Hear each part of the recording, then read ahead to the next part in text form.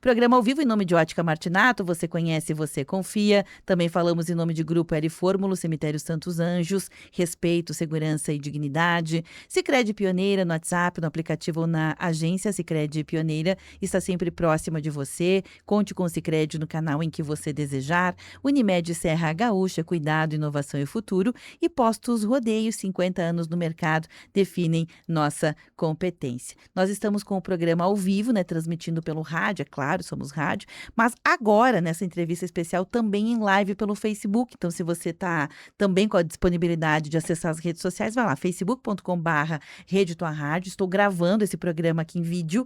Assim que termina, a gente já coloca também no youtube.com/Rede Tua Rádio. Quero registrar aqui com alegria a presença da médica infectologista, da cooperada da Unimed, doutora Viviane Buffon. Doutora Viviane, seja bem-vinda, bom dia. Bom dia, Berli. Muito obrigada pelo convite, obrigada à Unimed também. E estou aqui à disposição para Ah, que esclarecer ótimo. dúvidas. Que ótimo. Eu agradeço muito a disponibilidade. Outra feita, né? Nós tivemos uma entrevista por telefone e o sinal não estava bem bom. Hoje eu vou presencial, né? Obrigada, sim, que é uma agenda às vezes difícil, mas muito obrigada por estar aqui e também colocar o seu conhecimento a serviço da população, porque mais uma vez as pessoas já devem ter ouvido falar do novo vírus, né? O Nipah, que assim como a Covid, ele também começou lá na Ásia, assim como a Covid, ele também ele tem um alto poder de mortalidade quando ele afeta. Ele também, primeiro, está nos animais, depois tem a transmissão humana, como outros vírus que a gente já ouviu falar, desde a gripe suína e outras coisas. Ou seja, é um mundo que nós estamos vivendo permeado por novos vírus. Eles estão por aí. Tem vários, inclusive, cientistas, doutora Viviane, falando que nós estamos vivendo a era, né, dos micro-organismos. Viveremos, fungos e vírus serão coisas muito mais comuns, né? Pareciam que eles estavam erradicados, eles são pequenininhos, a gente não enxerga, então parece que a gente é mais forte do que eles, mas quando contamina a gente fica com medo. Então vamos começar por aí. O que é esse vírus Nipah e o que a gente precisa saber sobre ele, doutora Viviane? Bom, o vírus Nipah, ele foi descoberto, as primeiras manifestações clínicas aconteceram em 1998 na Ásia. E a região sul e sudeste, em alguns locais onde há um contato com morcegos. Pessoas que têm contatos com morcegos e se alimentam de frutas, né, da natureza mesmo. E em 99, então, foi isolado pela primeira vez esse vírus, que ele permanece, então, em morcegos, em alguns outros animais também, até mesmo em cães, gado, também em porcos. E se percebeu que algumas pessoas começaram a adoecer após contato com esses animais ou se alimentando dessas frutas. Então, esses morcegos, eles se alimentam de frutas, e essa é uma grande característica. São morcegos bem grandes e que nós não temos no nosso país, né? O que nos dá um pouquinho mais de tranquilidade. E a partir dali, então, se fez uma correlação entre manifestações clínicas, né, e a presença, então, desses animais. E aí se identificou o vírus Nipah. Doutora, obviamente, assim como já fiz referência a outros vírus que a gente conhece, né, desde a questão da gripe suína e mais recentemente a Covid, e parecia assim um pouco inocente, né, porque não temos contatos com esses animais, mas a gente sabe que o mundo asiático, eles têm hábitos alimentares diferentes dos nossos aqui mais ocidentais, né, e eles sim se alimentam de animais exóticos, para nós exóticos silvestres, como, sei lá, cobras, rãs, insetos, e a gente não sabe se também tem lá na culinária deles a possibilidade de comer morcego, esses morcegos contaminados. Então, qual é a possibilidade de risco da inserção desse tipo de animal na alimentação? Porque a gente já entendeu, né, que quando o morceguinho ele morde a frutinha para comer e depois a pessoa come aquela frutinha, a frutinha estaria infectada, né? Então, a mesma relação com o animal, o próprio animal? Não, ainda nós não sabemos isso, tá? O que nós temos de informação são essas que eu passei. Então, se a gente entrar em contato com excreta, saliva, fezes, urina desses animais que tenha o vírus, entrando em contato diretamente com o animal, né, e com as suas excretas, ou a partir de algum objeto que esse animal tenha entrado em contato, alguma fruta, alimento, a parte da natureza, então a gente pode se infectar e aí desenvolver a doença. Também há outra possibilidade de pegar essa doença, enfim, em ambientes como laboratórios, né? E ambientes de área da saúde. Porque, afinal, um paciente que é atendido, né? Ele vai desenvolver a doença e também deverá ter a precaução adequada, porque senão outras pessoas estarão em contato com o ambiente. Então, isso é importante, a diferença da transmissão. Quando nós falávamos em Covid, a gente fala em transmissão respiratória, né? A gente entendeu que a transmissão por contato, ela era praticamente nula depois de algum tempo.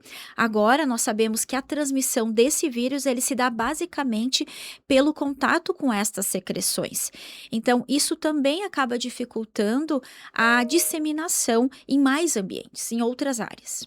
Já teve um surto, né, na Índia de novo com essa Nipah, Uhum. não é novo como já mencionaste, mas é uma época que tem surtos, né, a gente tem outros surtos também aqui no Brasil, como é o caso, por exemplo, quando tem as gripes, né, o vírus influenza, a gente pode dizer que são surtos, né, Isso mesmo. e eles também são mortais, a gente tem menos medo deles porque é Uhum. um vírus mais conhecido, mas ele é letal. Uhum. Voltando à questão do vírus Nipah, já vários especialistas disseram que o Brasil é um país com baixo potencial de risco, né? Por alguns motivos que Uhum. já explicaste, por não ter o próprio animal que é o transmissor. Mas a gente sabe também hoje, doutora Viviane, que os animais silvestres são trazidos e regularmente, né, em viagens Uhum. internacionais, assim como Uhum. plantas silvestres, exóticas. Então, o que a gente precisa saber para evitar, para proteger o Brasil? O que todo brasileiro que vai viajar deve se preocupar ao voltar para o Brasil? Bom, deve se preocupar ao ir já, né? Se for fazer uma viagem, então, para essa região, regiões onde estão acontecendo surtos, né? De Nipah ou de outras infecções virais também, sempre. Ingestão de água, começa por ali. Sempre água potável conhecida, né? A higiene das mãos sempre deve ser feito antes das alimentações, né?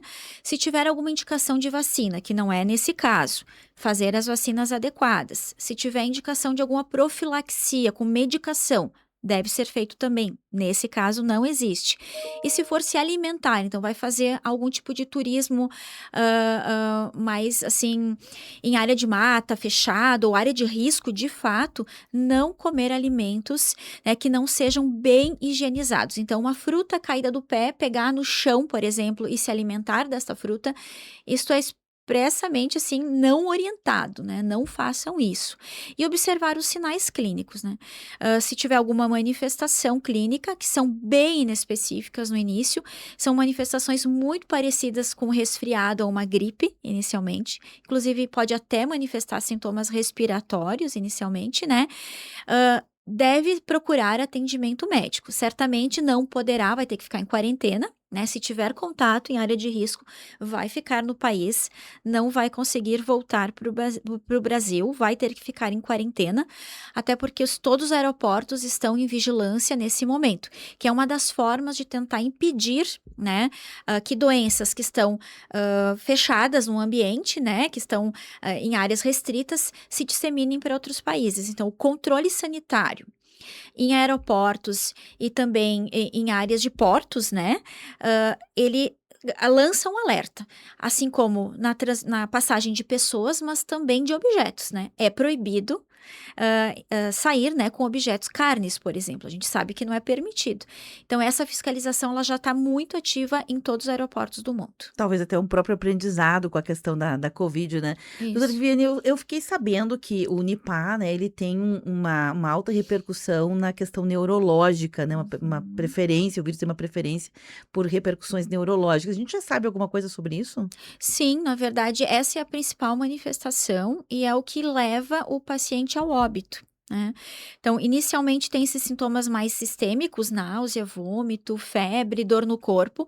Pode haver o comprometimento respiratório, com uma insuficiência respiratória, precisando uma ventilação mecânica, né, para respirar, mas o principal motivo e a gravidade maior é a encefalite ou a meningite, né? Que é a infecção lá do cérebro mesmo, né? Ou das áreas que revestem o cérebro. Então, isso provoca um dano, né, cerebral, que aí dependendo da área que ele atingir, eu vou ter uma manifestação neurológica específica, conforme a área do cérebro, mas também ele provoca convulsões. Né, são convulsões de difícil controle, e então, nesse caso, o paciente acaba não tendo uma resposta clínica, porque não há um tratamento específico, e ele acaba então falecendo.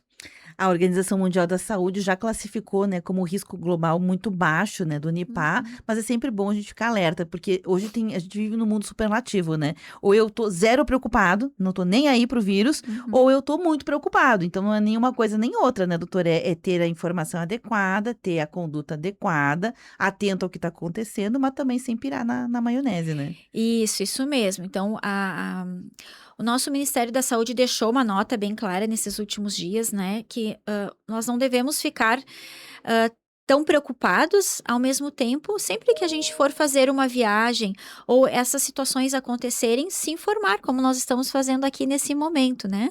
E sempre que houver algum recurso vindo do serviço público ou mesmo particular que possa nos oferecer proteção, que a gente procure isso, né? Caso exista a possibilidade, sempre evitar, né? O melhor remédio é evitar o contato ou evitar que aconteça. Esse sim nos protege de verdade. Prevenir. E como nós já sabemos que não é um vírus novo, né, ele é lá do final da década de 90, nenhuma possibilidade de vacina, doutora? Nenhuma possibilidade nesse momento. Então, são casos mais isolados. Eventualmente, existem surtos com maior quantidade de pessoas envolvidas, mas ainda não há um desenvolvimento da indústria em relação à vacinação realmente para evitar a doença. Doutora, você é um pouquinho do Nipah, né? A gente já meio que entendeu um pouco sobre ele. Tá aí, é bom a gente ficar atento, vamos olhando, né? Como é que isso Uhum. se movimenta no mundo.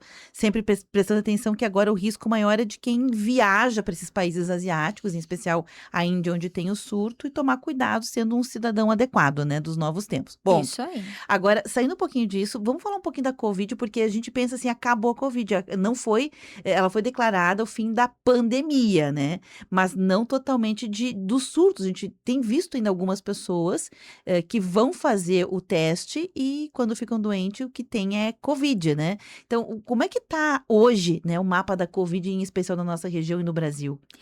Bom, realmente, essas infecções não somem, né? Então, tudo que tem vida, ele permanece. A gente dificilmente vai eliminar. Nesse caso, então, a gente realmente está num período de declínio do número de infecções de Covid.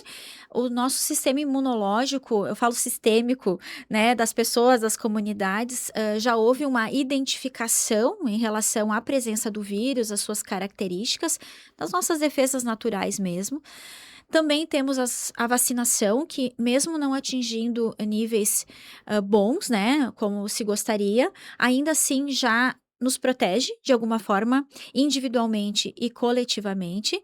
Sim, ainda existem pessoas que estão adoecendo, no entanto, esse adoecimento é de forma mais leve, leve a moderada. Nós estamos vendo poucas pessoas internarem de fato com sintomas graves por Covid. E a gente sabe que muitas pessoas que fazem, que vão ainda fazer o teste ou que buscam atendimento médico, que não é ainda é abaixo do desejado, né, doutora Viana? A gente quando tá com algum sintoma, o brasileiro tem essa ideia, é uma gripe, vou lidar com ela como dá, né? E não é Sim. o ideal, mas enfim, as pessoas que vão buscar essa ajuda e que se identificam por teste, como portadores do Covid, elas ainda ficam afastadas? Qual é a orientação? Sim, ainda a indicação do afastamento, não mais aquele período tão prolongado, né? Mas pelo menos 7 dias de afastamento, de 5 a 7 dias. Se fala assim, 24 horas sem sintomas já poderia voltar ao trabalho. Então, há na literatura alguma divergência em relação a tempo, mas vamos colocar assim um tempo médio de 7 dias. Deve ficar afastado das atividades, se recuperando, né? Enfim, se tiver contato com alguém, usando máscara e higienizando as mãos, como foram as orientações anteriores. Então a gente sabe agora coisas que aprendemos sobre o Covid, que a transmissão é mais respiratória mesmo, Isso aí, menos, respiratória. menos o contato. Isso Não mesmo. isenta ninguém de aprender a lavar as mãos, de fazer distanciamento respiratório, são coisas que a gente aprendeu na época da Covid e meio que foi esquecendo depois, né, doutora Viviane? Isso, eu acho que as pessoas ficaram traumatizadas. Todos nós ficamos traumatizados com esse momento, que foi realmente muito complexo, porque mexeu de fato com a vida de todo mundo, né? A vida em todos os sentidos, não só a saúde. Então, na verdade, eu acho que de forma psicológica, todo mundo quer esquecer disso e passar, né, uma borracha e não nem lembrar que aconteceu tanta dificuldade, né? Tanta situação, tanto medo. No entanto, é melhor a gente acessar de vez em quando essas informações, né? E entender que isso pode vir a acontecer com outros vírus, com outras situações, né? Que toda vivência traumática, ela também traz um aprendizado e que sim, nós podemos nos melhorar nesse sentido em relação a cuidados gerais e também perder o medo das vacinas, né? Infelizmente, a gente teve como herança algo bem contrário do que deveria ser, né? A gente teve a herança de o horror pela vacina de muitas pessoas. Claro, porque muito se ficou em dúvida em relação a efeitos colaterais. Mas quando a gente tem uma pandemia, uma situação dessas, a gente precisa lançar mão de alguma arma, de alguma ferramenta de defesa. E nesse caso, para vírus, como nós não temos medicações que eliminem o vírus do nosso organismo, nós precisamos criar mecanismos de defesa. Então, as vacinas, elas servem para isso, para alertar o nosso sistema imunológico para que a gente consiga nos defender, né, dessa agressão. Obviamente, tudo na vida tem um efeito colateral. As vacinas também têm efeitos colaterais, como medicações que nós utilizamos. Então, essa consciência, né? Essa noção de que sim, foi necessário uma medida urgente, foram feitos testes e vacinas muito rápido, né? Hoje se sabe as que melhor trouxeram segurança e as que nem tanto, né? Se conhece isso, não vou entrar nesse mérito nesse momento, mas que a gente não tire o mérito das vacinas, porque as vacinas salvaram muitas pessoas e mantêm as pessoas vivas, as crianças saudáveis, idosos saudáveis, né? Reduz o número de internações, o número de mortes, inclusive aumenta o nosso tempo de vida, né? Então, como infectologista, né, aproveito esse momento até para salientar isso para as pessoas. E vale mencionar que, gente, o calendário de vacinação de reforço contra a Covid, né, para alguns grupos especiais, ele segue, fique atento, né, pesquise na sua unidade básica de saúde, se for o caso, né, porque são vacinas disponíveis no sistema público justamente para atualizar. Tem pessoas idosas que precisariam reforçar e não estão reforçando, não custa nada, né, como muito pelo Isso. contrário, né,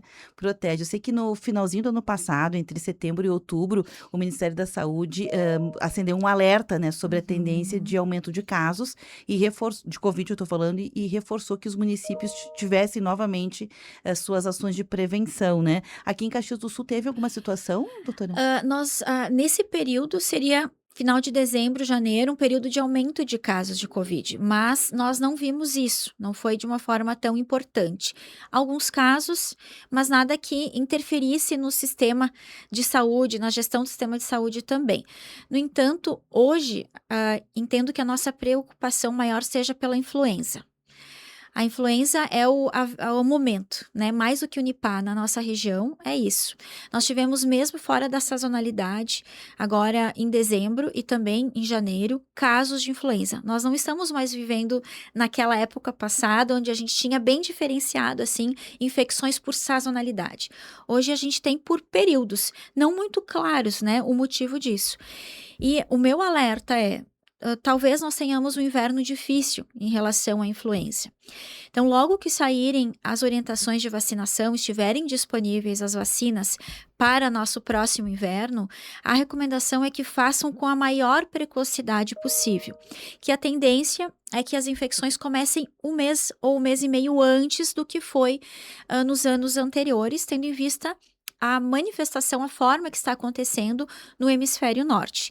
Então, a recomendação é vacinem-se rápido, assim que saírem as campanhas, estiverem disponíveis em rede privada também, caso haja possibilidade de fazer. Então, não deixem para muito tarde, que poderemos ter um inverno um pouquinho mais difícil em relação à influenza. As vacinas deverão estar prontas também antes, doutor, porque a gente sabe que as campanhas, elas dependem, né, da liberação, da atualização da vacina, que sempre vem com as cepas atualizadas de um ano para o outro, né, às vezes demora um pouquinho para chegar a liberação dessas vacinas. Deveremos tê-las? Acredito que sim, pelos movimentos e falas, né, que eu estou ouvindo, enfim, acompanhando, acredito que a gente consiga sim receber essas vacinas em tempo mais rápido do que foi ano passado, que chegou tarde, chegou um pouco depois. Então, o que prejudicou o atendimento, né, o número de adoecimentos do ano. Olha que importante, gente. E hábitos, né, doutora? Acho que a gente vai mais uma vez, aproveitando sua experiência, sua presença aqui no programa, hábitos que a gente precisa fazer como cultura, né? A gente às vezes come, falaste da fruta no chão, a gente não limpa, não higieniza direito, né, as hortaliças, as frutas, os legumes que a gente vai consumir crus, Uhum. essa questão da proximidade, né, do comportamento social. O que que a gente precisa aderir realmente como cultura? O principal e básico de sempre: a higiene das mãos, água potável e alimentos bem lavados ou cozidos, né? Entender o que está acontecendo no nosso meio, né? Se certificar dos alimentos que a gente está ingerindo, né? A água, principalmente, né? Eu não posso comprar água, mas eu tenho um filtro em casa, então isso é importante e é o básico. Fazendo isso, a gente já evita, assim, inúmeras doenças. Não precisa ter tanta preocupação, né? São cuidados mínimos. Entendi. Doutora Viviane, muito obrigada pela sua presença aqui, viu? Muito obrigada, Beverly. Sempre uma honra, um prazer. Eu realmente fiz questão de vir pessoalmente, porque da última vez eu não consegui escutar nada e falei um monte de coisa, talvez que não tenha ficado bem para os ouvintes, até peço desculpas, mas hoje eu quis estar aqui para ser clara, né, para poder de coração passar as orientações. Qualificar essa entrevista. Obrigada, doutora Viviane, sempre ótimo. Obrigada. Obrigada, viu? Doutora Viviane Buffon é médica infectologista, é cooperada da